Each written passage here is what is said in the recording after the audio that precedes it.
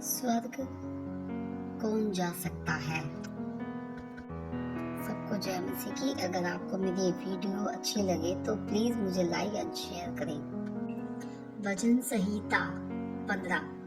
एक बुद्धिमान व्यक्ति सही जवाब देने के बजाय सही जवाब करता है, और यदि सवाल सही समय में किया गया तो उसका सही जवाब अपने आप प्रकट हो जाता है। इसलिए यदि हमें सही जवाब चाहिए तो हमें प्रश्न करना चाहिए। यहाँ परमेश्वर अपने वचन में एक सवाल प्रश्न करते हैं और स्वयं ही उसका बेहतरीन उत्तर देते हैं। परमेश्वर का आत्मा ने राजा दाऊद के जरिए इस वचन को हमारे लिए दिया है।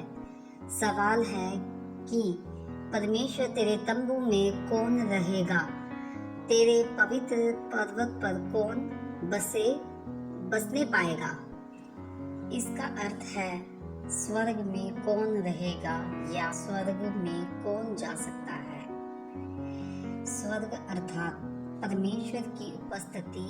तो दूसरे शब्दों में परमेश्वर की उपस्थिति में कौन रहेगा और उसके साथ हमेशा के लिए कौन वास कर सकता है।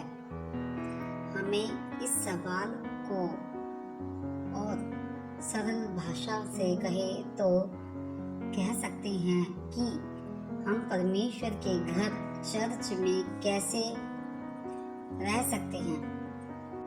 चर्च स्वर्ग नहीं है, लेकिन परमेश्वर का घर है, जरूर घर है। और हमें यदि स्वर्ग जाना है तो हमें चर्च जाना जरूरी है। उद्धार केवल यीशु मसीह के द्वारा विश्वास से ही प्राप्त होता है। लेकिन जब आप प्रभु यीशु मसीह का विश्वास कर लेते हैं तो आप और मैं और यीशु मसीह की देह के अंग अर्थात उसकी कलीसिया से कैसे अंग रह सकते हैं। हम सभी विश्वासी उस देह शरीर का भाग हैं, और जहाँ 2 या 3 उसके नाम के एकत्र होकर वहाँ वो स्वयं उपस्थित होते हैं, तो उसकी कलीसिया में कौन बने रहेगा। और परमेश्वर स्वयं निम्नलिखित रूप से उसका उत्तर देते हैं। नंबर 1, जो खराई से चलता और धर्म के काम करता है। खराई मतलब निष्ठलिक। जब हम खराई से चलते हैं तो हमारे काम भी खराई से धर्म के होंगे। हम अपने धर्म के कामों से धर्मी नहीं बनते, बल्कि विश्वास के कारण धर्मी बनते हैं, ताकि हम धर्म के खरे काम कर सकें। रोमियो में लिखा है, कोई भी धर्मी नहीं है, एक भी नहीं। फिर हम कैसे धर्मी या खरे रह सकते हैं।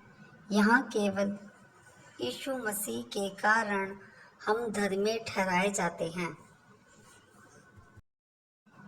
यीशु के लहू से हम धोए गए हैं।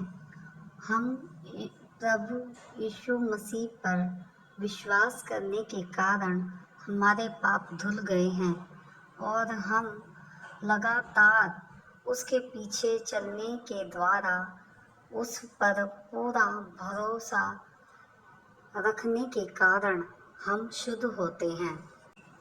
इसलिए हमें रोज प्रार्थना करने की जरूरत है कि तेरे लहू से धो ले।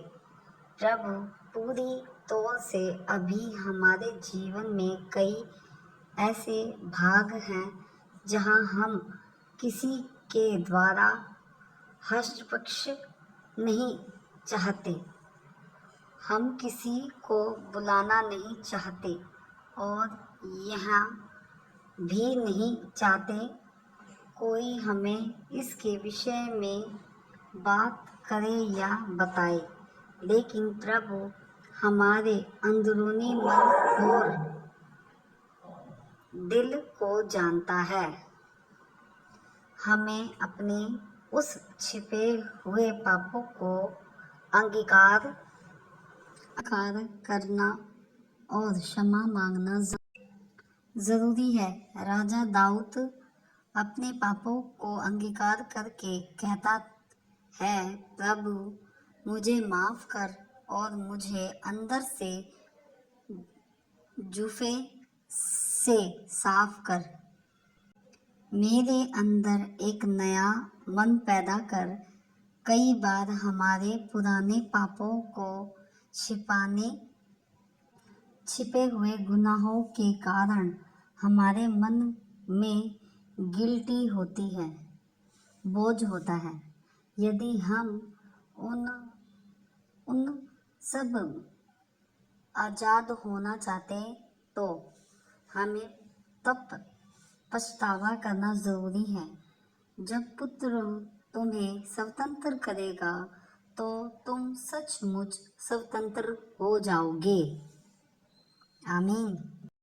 नंबर 2, जो दिल से सच्चा बोलता है। मुंह में बोलने से पहले दिल से बोला जाता है। जो दिल में है वही मुंह से निकलता है। जीभ एक आग है, इसलिए प्रभु ने हमेशा पानी मतलब गीली जगह रखा है और उसके इर्द गिर्द सिपाहियों को तैनात कर रखा है। प्रभु चाहता है कि हम दिल से सच्चाई बोलें। नंबर 3, जो अपनी जीभ से निंदा नहीं करता। ध्यान से पढ़ें, उसमें लिखा है, जो अपने मित्र की बुराई नहीं करता और न अपने पड़ोसी की निंदा सुनता। एक व्यक्ति जब बुराई करता या ऐसी बुराई करने वाली मंडली की सुनता है तो उसके आत्मिक जीवन पर बुरा प्रभाव पड़ने लगता है। हमारे मुंह से जो भी बात निकले वह लोगों के लिए उन्नति के कारण होना चाहिए। हमें हमेशा याद रखना चाहिए, हमारा पड़ोसी भी परमेश्वर के स्वरूप में बनाया गया है। उसकी बुराई में कैसे कर सकता हूँ। नंबर 4, जो उदारता से देता है। जो अपना रुपया ब्याज पर नहीं देता, ये बैंक में पैसे रखने आदि के विषय में नहीं है।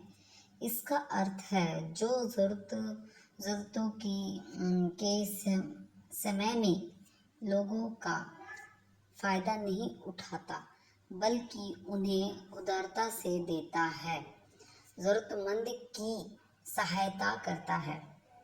यानी अगर आप किसी की हेल्प करते हैं तो अगर ब्याज लेते हैं तो प्रभु का प्रकोप आप पर भड़केगा, तो प्लीज़ ब्याज ना लीजिए। तो हमने परमेश्वर के वचनों से देखा कि वो जो खराई से चलता और दिल से सच कहता है और अपनी जीभ से निंदा नहीं करता और उदार नहीं, वही प्रभु के भवन में उसके तंबू में सदा बसने पाएगा। वह कभी नहीं डगमगाएगा।